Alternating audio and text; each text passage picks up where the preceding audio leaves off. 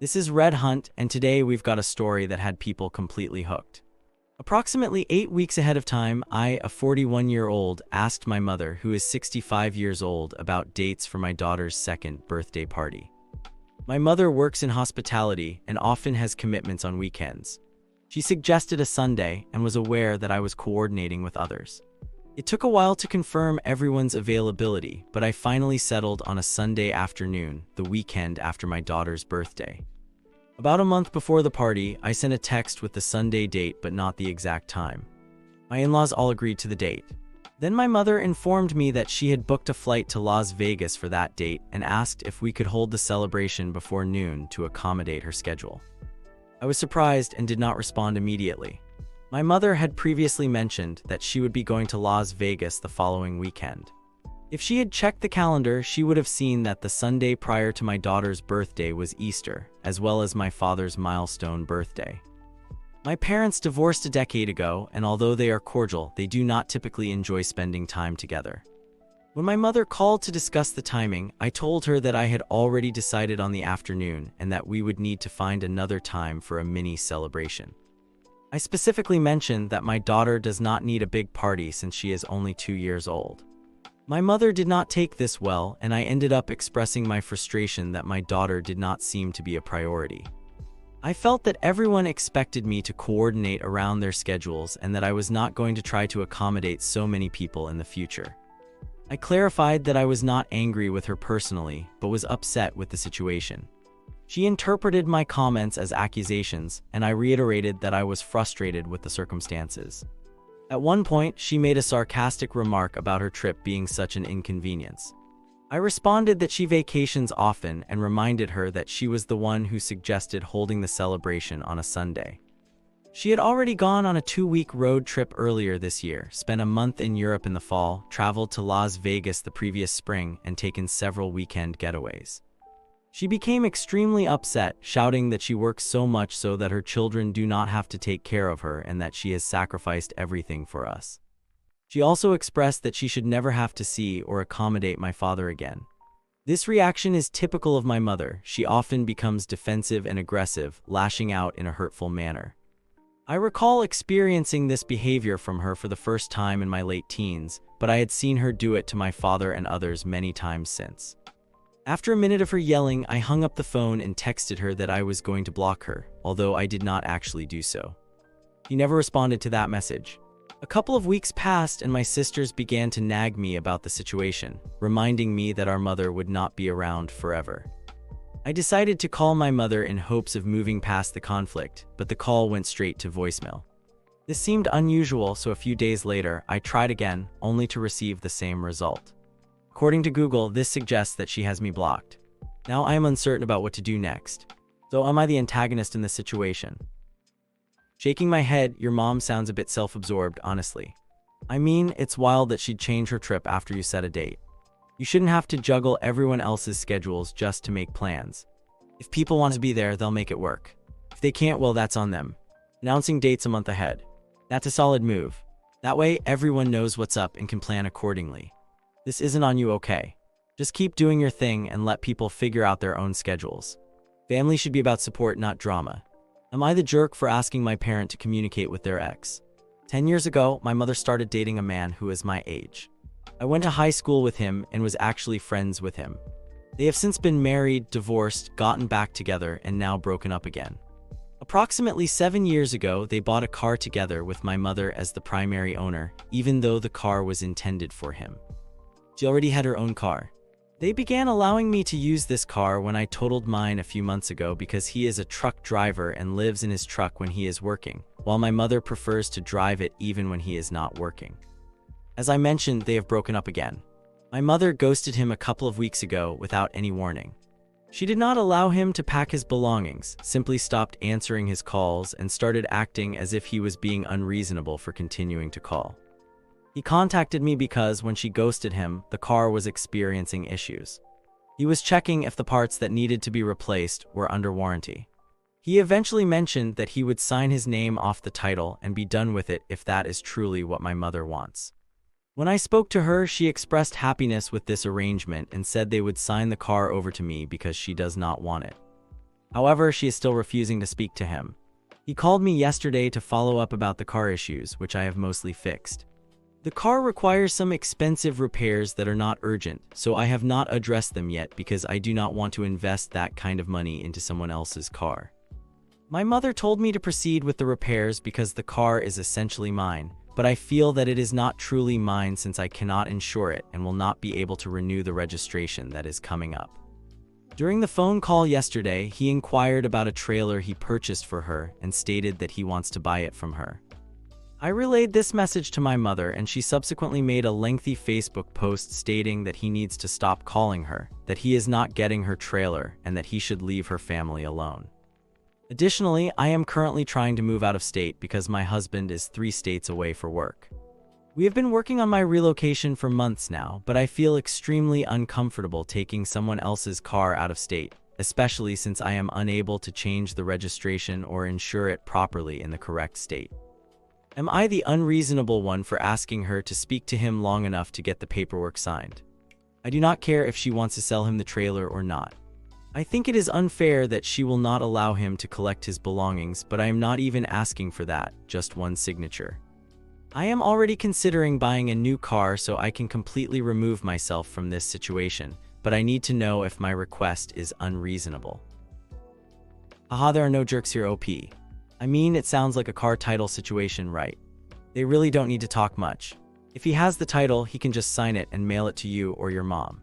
And if she has it, you can get it from her and set up a time for him to sign it. After that, you can head to the DMV. Honestly, the details between them don't need your involvement. Just check the DMV rules in your state, since some only need one signature for older vehicles. It might slow things down a bit, but hey, maybe it's time to just get your own car and move on. Am I the jerk for walking with my friend after lunch? When I was in middle school, my friend Stacy and I would always walk together after lunch to our class, separate from the other 4 people who sat at our lunch table. There were 6 of us in total. 2 of our friends would walk together separately to their classes after lunch, and they did this for the entire year. Even with the 2 groups splitting off, there were still 2 of us who could walk to our classes together. Stacy and I generally walked in the same direction to our classes, but we never really had the chance to talk. We wanted about 4 minutes to talk alone. We left maybe 30 seconds earlier than everyone else, so it wasn't as if we were walking together while only talking to each other.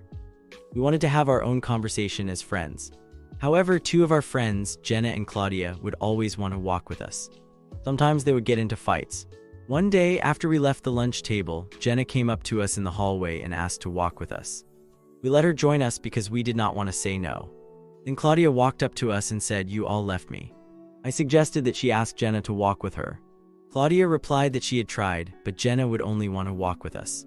It is important to note that Claudia and Jenna are generally very clingy and tend to get jealous often. I told Claudia to try harder to walk with Jenna, thinking it was a joke. I did not mean to be unkind, I just thought it was a little funny. Claudia's expression changed, and she stopped talking before walking away. The next day, Thursday, she gave both Stacy and me the silent treatment. On Friday at lunch, we finally had the opportunity to talk to her. At the lunch table, it was just me, Stacy, and Claudia. We asked Claudia why she was giving us the silent treatment. Long story short, she told us that she was done trying and that she did not care about the friendship anymore. She said we were the reason she was going to attend a different high school instead of the one we were all zoned for. She mentioned that my comment about trying harder really affected her because she felt that all she did was try. She claimed she was the only one who contributed to our friend group and the only one who stood up for others, even though she could sometimes be unkind and not consider her words. I want to add that one reason Stacy and I did not want to talk to them is that they could be overwhelming, and instead of reading the situation, they would insert themselves into it. So, am I in the wrong for wanting to walk with my friend with whom I had no classes? Sounds like a classic middle school friendship drama, right? I mean, it's totally normal for you and Stacy to want some one-on-one time, especially since you didn't have classes together. Claudia and Jenna. Yeah, they seem a bit clingy, so it's no surprise you want to chat without them jumping in. That whole try harder comment. It might have come off wrong, but it seems like you were just joking around. Claudia took it way too seriously and felt left out, which happens when people get jealous. It's rough that she decided to give you the silent treatment instead of just talking it out. Honestly, friendships can be all over the place, especially at that age. You weren't trying to be mean, you just wanted to enjoy some time with your friend. It's a shame things escalated, but it doesn't make you the bad guy for wanting some space. Sometimes people just need to communicate better, you know. Am I the jerk for asking my husband to stop playing music professionally for 3 months? My husband has been playing music for many years and is an excellent musician. He has played with some high-profile artists, both as an opener and as a band member. We have been married for over 6 years, have a 4-year-old child, and are expecting another baby soon. I am less than 20 days away from having a baby. Months ago, I asked my husband to block off his calendar from May through July to ensure he would be here to support me after childbirth. My last pregnancy recovery was difficult, and I tried to recover too quickly. This time, I wanted to avoid being left alone for extended periods and have the help I needed. A few weeks ago, I received several notifications on our shared family calendar. When I checked, I saw that he had blocked off 3 weekends in May, an entire week-long trip in June, and 16 days in July to play shows. When I confronted him about this, he explained that he thought we needed the extra income. I expressed my concerns about being left alone with a newborn and our 4-year-old while trying to recover, but he dismissed my worries. I wonder if he accepted these dates because he knows I will not push him to change his plans, as doing so could cost him future opportunities. I also question whether the income of $200 to $300 per show is worth the time he spends away from home, especially considering he may have to spend money on gas, food, and occasional hotel stays. Additionally, if there were an emergency while he was away, he would be up to 13 hours from home for some of the shows. While I understand he enjoys performing and we do earn some money from it, I question if it is truly worth it. Last week I had dinner with my in-laws while he was away at a show, and my mother-in-law was very upset. She and my father-in-law were in bands when they were younger, but they stopped once they had children. When she learned that my husband would be away when the baby is less than a week old, she told me that if she were in my position, she would give him an ultimatum, the band or the family. My mother-in-law spoke with my husband today and expressed her concerns. He came home and mentioned that she had talked with him, and I explained that she was just asking about his dinner absence and questioning his upcoming gigs and plans for the future. He said he wanted to help provide for us, and I told him that his value to me is greater than any amount of money. He accused me of being selfish and not thinking about the long term.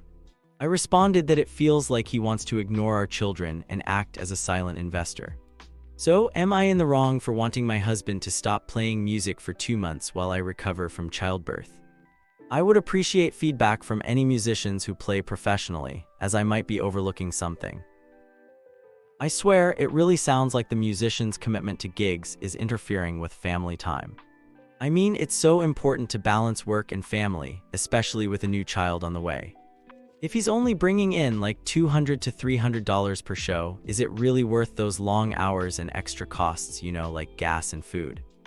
Honestly, it might be time for him to reassess his priorities. Being a parent requires some sacrifices, and he really needs to be there for the family. Also, what's the financial situation like? Does he have a steady income aside from those gigs? When you both talked about having another child, did you even cover how to handle these changes? I mean, it's a big deal to communicate and find a solution that works for everyone involved. You're not the jerk for wanting him to be more involved, trust me. Am I the jerk for kicking a friend out of my house? I am posting this anonymously because I am unsure if she has a Reddit account. I apologize for any formatting issues as I am using an iPhone. Some background: I am a 19-year-old male and I moved my friend, a 19-year-old female, into my house last July. We have been friends for around 7 years. She moved back to my state in May, and I took her in a few months later. I paid for her flight home and had to convince my parents to allow her to move in with me because, due to my current work and school commitments, I am unable to move out of my parents' house. To the story, a couple of months ago, we hit a rough patch in our friendship. I work 3 jobs and attend school full-time while trying to pursue my dream career.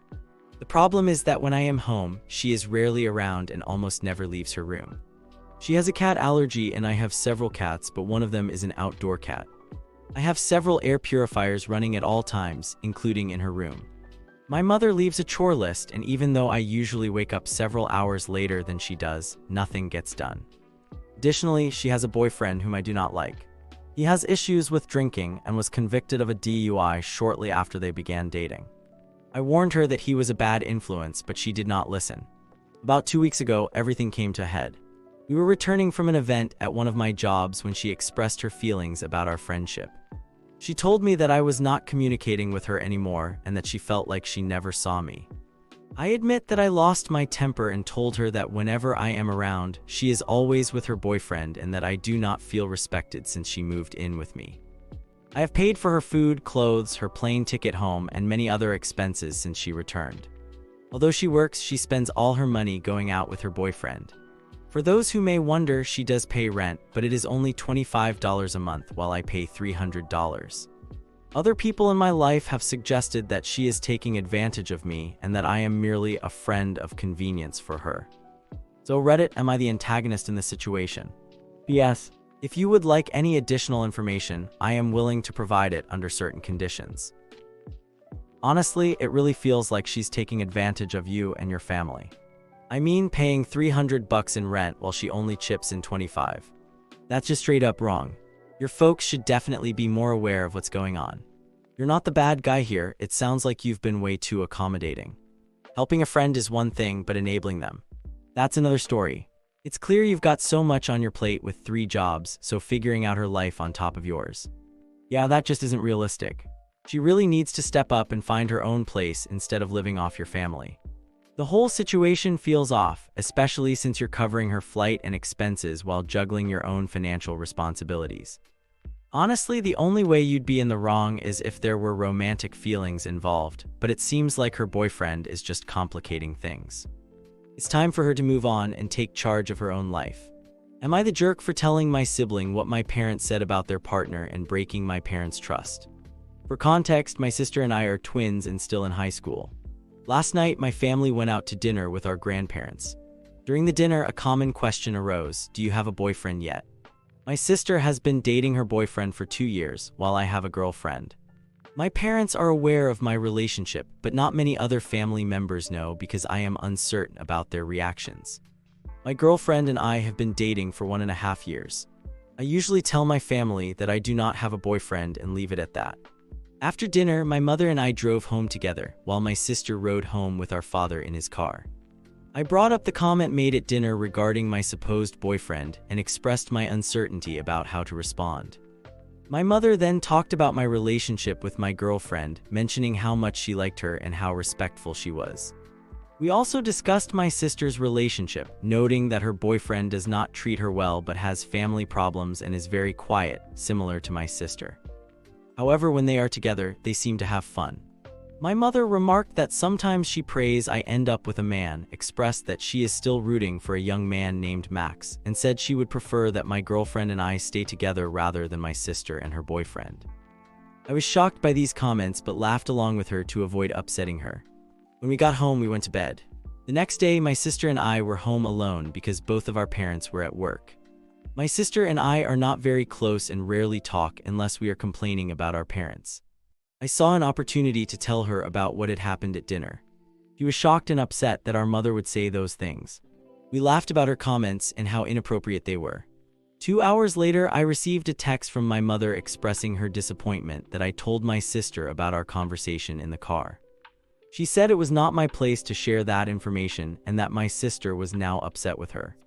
My mother felt that I had broken her trust, which made her feel she could not share things with me in confidence. I showed my sister the text, and she confirmed that she had sent our mother a message asking why she did not like her boyfriend. I became upset and started crying because I was afraid of being yelled at when my mother returned home and worried that I would be grounded. I tried to defend myself by apologizing to my mother and explaining that I did not mean to upset her, but she said it was frustrating because she often hears apologies from me without any change in behavior. I have been trying to be a good daughter. I attend therapy, but I do not understand why I struggle to be a good person. I feel terrible. My sister and I decided to clean the entire house to try to lessen our parents' anger. Am I in the wrong for telling my sister what my mother said and breaking my mother's trust? You're definitely not the jerk here. I mean, your mom crossed a line by saying those hurtful things about you, and she really needs to own that. It makes sense that your sister was feeling some type of way, but honestly, she should have given you a heads up about confronting your mom. You probably just wanted to connect with your sister, especially since it sounds like you feel a bit isolated in your family. And yeah, your mom's comments about finding a man. They seem pretty out of touch and even a bit homophobic. It's way better to focus on building a stronger bond with your sister than trying to keep your mom feeling good. Remember, you're not a bad kid. Your mom's just using guilt to manipulate you. Sure, sharing what your mom said was risky, but your sister deserved to know the truth. As you grow, you'll learn to pick your battles with your folks, but this is a tough lesson. Just keep your head up and take care of yourself. Thanks for watching. When you subscribe, make sure to hit the bell to turn on notifications so you never miss a video. To finish listening to all the stories, check out the playlist in the description.